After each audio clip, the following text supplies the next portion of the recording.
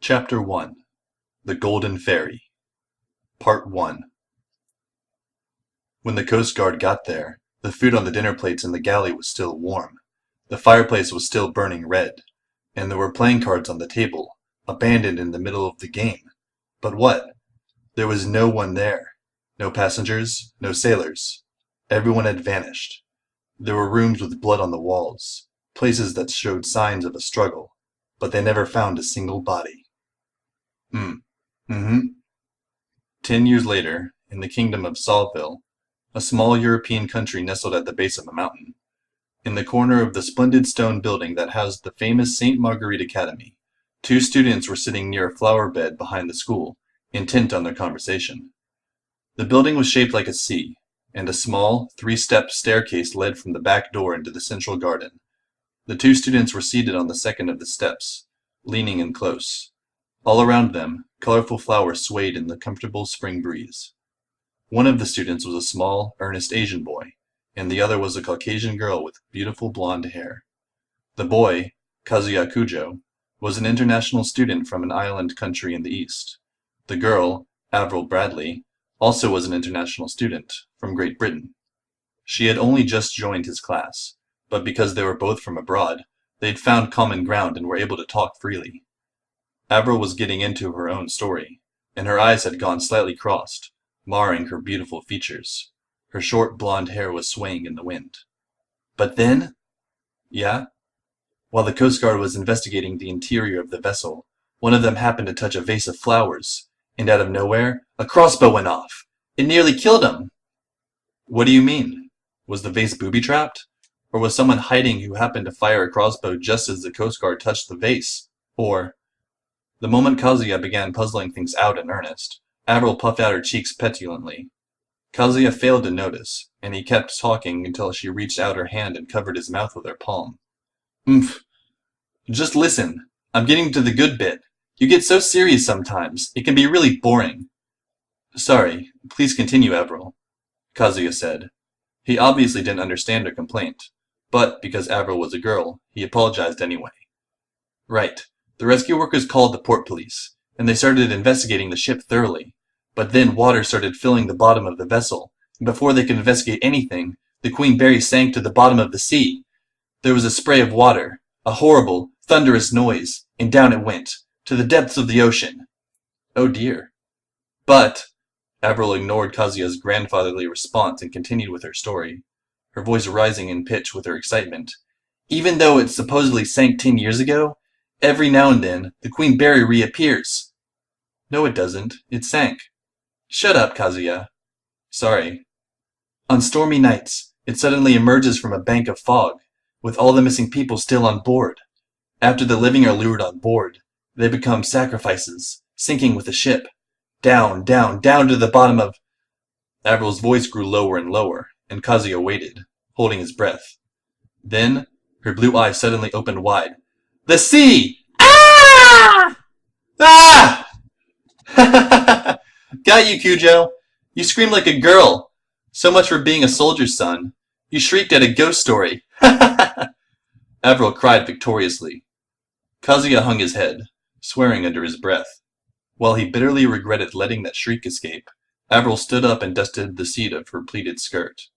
The hem of it flapped up, giving him a glimpse of her long, white legs. It was a beautiful day, and the sun shined down brightly on the garden, causing Kazuya to narrow his eyes, a little dazed. Avril exclaimed happily, So, back to class. I'm surprised you're so easily frightened, Kujo. You have good grades, and you always walk around looking so serious, just like a soldier's son. Or so I thought. Such a shock! Her pride in victory was so childish that he hung his head again. I win! Hooray! She cried, and she went skipping off into the school. As Kazuya watched her go, he vowed firmly, I will come up with a story so scary that she'll be the one screaming. I will have revenge. As the third son of an imperial soldier, I hereby swear it. Then, shaking his head in anguish, Kazuya followed her inside, entering the classroom, wherein, as always, everyone was 15 years old, white, and of noble birth. There were rows of finely crafted oak desks, behind which sat boys with expensive cufflinks and glittering tie pins, and girls with well-looked-after hair and nails. White skin, long arms, and haughty expression surrounded him. Kazuya Kujo was the only Asian here, and no matter how earnest he might be, he did not fit in. The moment he entered the room, the other students started glancing his way, avoiding him as they whispered, "The Reaper! He's back!" Hearing them whisper in their elegant French made Kazuya all the more depressed. The kingdom of Sauville, one of Europe's smallest countries, shared a border with Switzerland, one of high mountains and comfortable plateaus. The border with France was covered in vast vineyards, and on the Italian border sat a bustling port town. Sauville was a long, thin country, with one end in the untouched depths of the Alps, and the other facing the Gulf of Lion, where all the noblemen kept their summer homes. And despite the vast powers that surrounded it, Sauville had survived the Great War intact. The year was 1924, and Sauville boasted a warm, comfortable climate, beautiful scenery, and a long, glorious history. If the Gulf of Lion was considered the kingdom's glorious front door, then the far back of the country, in the depths of the Alps, was a secret room in the eaves. At the base of these mountains stood the Saint Marguerite Academy, which itself claimed a long and glorious history, if not quite as long and glorious as the kingdom's. Saint Marguerite educated the aristocracy's children, and its name was known in every corner of the kingdom. The school building, made of magnificent stone, was surrounded by green and, because the school had a strict policy of secrecy, protected by gates that were firmly closed to all but the students and teachers. After the end of the last war, the First Great War, which had swallowed every country in the world, Saint Marguerite Academy had begun accepting the best and brightest students from allied countries. Kazuya Kujo was from an island country in the Far East. He was the youngest son of a soldier and a first-rate scholar. His two brothers were significantly older than him. One of them was a scientist, the other a budding politician. With that in mind, he had chosen to study abroad. So, half a year before, he had arrived in Sauville alone. But his excitement and anticipation had run up against the prejudice of the aristocratic children, as well as a number of strange ghost stories that had become the talk of the school. Kazuya's grim expression came from his earnest, scrupulously honest personality, but for some reason, it became the source of all kinds of tall tales, and the past few months had proven rather challenging. I'll save the details of that for some other occasion, though. The bell rang, signaling the start of class. Kazuya took his seat with all the others, glancing over at the empty seat by the window. Since his arrival here, he had not once seen that seat's occupant in class. It was always empty. But as if everyone was in silent agreement, nobody ever sat there, went near the chair, or put anything on top of the desk. It was as if they were all afraid of something, and Kazuya knew what they were afraid of. The teacher entered the room. She was a small woman with a baby face who wore big, round glasses and had fluffy brown hair. She always clasped books or a study guide against her chest with both hands, and her head was permanently tilted to one side, like a puppy's. The teacher's name was Cecile, and as she took her place behind the podium, she sighed.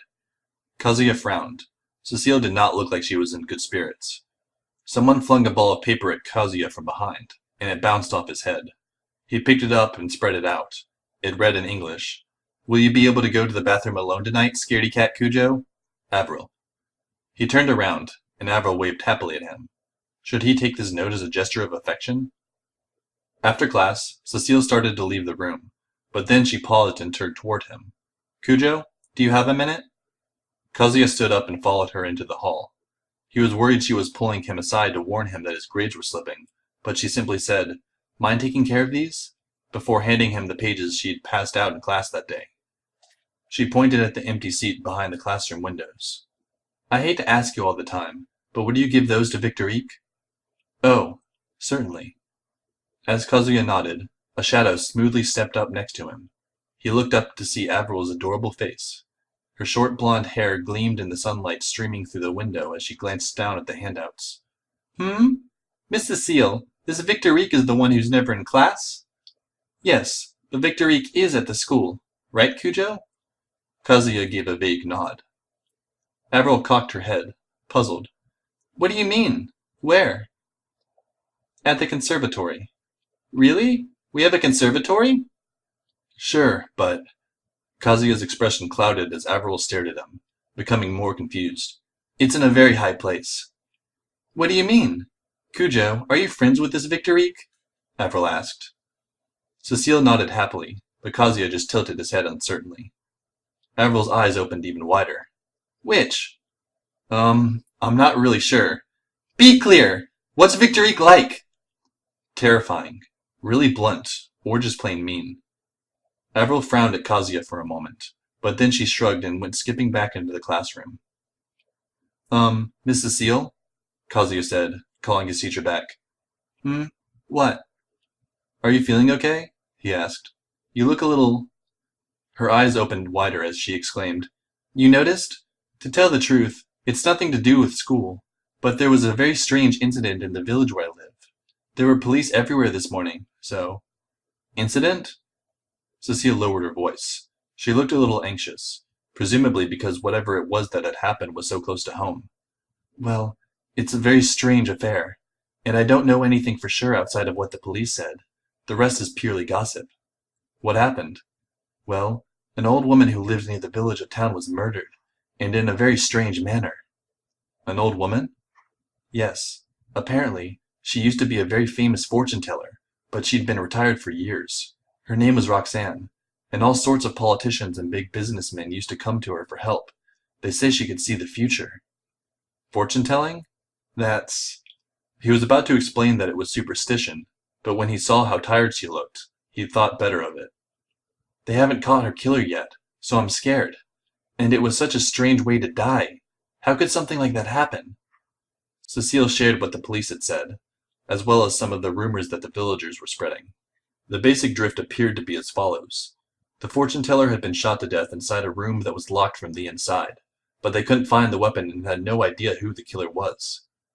So I'm very scared, but the case shouldn't take too long to resolve. That famous detective, Rebel de Blois, is running around investigating everything, and he has 2 men helping him. How awful, Kazuya muttered. Cecile looked at him in surprise. Then she continued. The murdered woman was a bit of an enigma. There were a lot of rabbits on her property, and she used to let her dogs hunt them. Poor things, they must have been so scared, she whispered with a gloomy look. It sounded as if Cecile was frightened by the sinister air that hovered over the case, but when she saw Kazuya's look of concern, she forced a smile and pointed at the handouts again. Right, Kujo, if you wouldn't mind taking care of these.